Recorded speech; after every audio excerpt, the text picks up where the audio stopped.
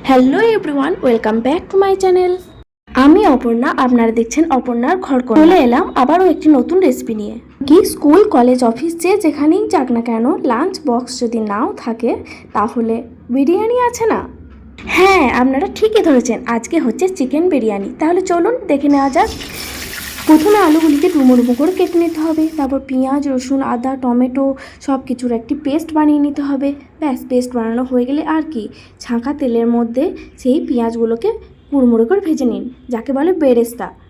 এরপর ডুবো ডুবো করে রাখা সেই আলুগুলি একটু নুন আর হলুদ মাখিয়ে নিন, এবার সেই ছাঁকা তেলের মধ্যে আলুগুলিকে ফ্রাই করে নিতে হবে। ফ্রাই করা হয়ে গেলে সেই আলুগুলোকে চলুন অন্যদিকে বিরিয়ানির জন্য যে রাইসটা হবে সেই রাইসটাকে রেডি করে নিন। রাইসটা প্রথমে নিয়ে নেব, চালটা প্রথমে নিয়ে নেব, তারপরে সেই চালটাকে পরিষ্কার করে ধুয়ে নিতে হবে এবং 1 ঘন্টার জন্য ভিজিয়ে রেখে দিতে হবে। এরপর চিকেনগুলিকে পরিষ্কার জলে ধুয়ে নিতে হবে এবং সেই ছাঁকা তেলে ফ্রাই করে নিতে হবে কিছুক্ষণের জন্য।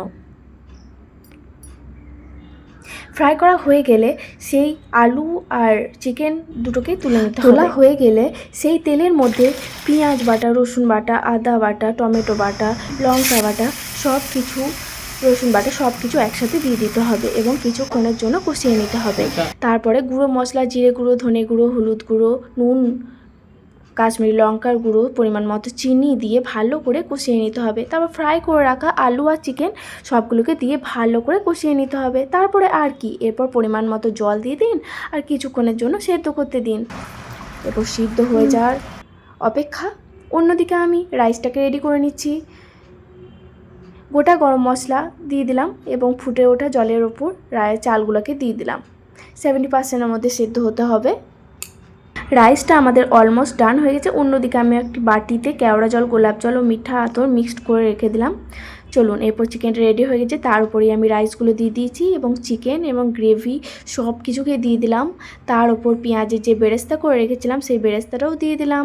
বিরিয়ানি মশলা দিয়ে দিচ্ছি আর পরিমাণ মতো একটু ঘি অ্যাড করে দিলাম। এরপর আর কি 15 থেকে 20 মিনিট রেস্টে রেখে দিচ্ছি।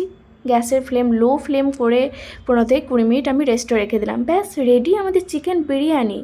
অপেক্ষার অবসান ঘটলো। তাহলে চলুন এরপর একটি প্লেটে আমি সার্ভ করে দেখাচ্ছি কেমন হয়েছে আমাদের বিরিয়ানি। একদম ঝরঝরে দাদা বৌদি বিরিয়ানির মতো। আমার তো খুব ভালো লেগেছে, চাইলে আপনারাও ট্রাই করে দেখতে পারেন। ভিডিওটা ভালো লাগলে like, comment, share and subscribe করতে ভুলবেন না। ভালো থাকবেন, সুস্থ থাকবেন, ধন্যবাদ।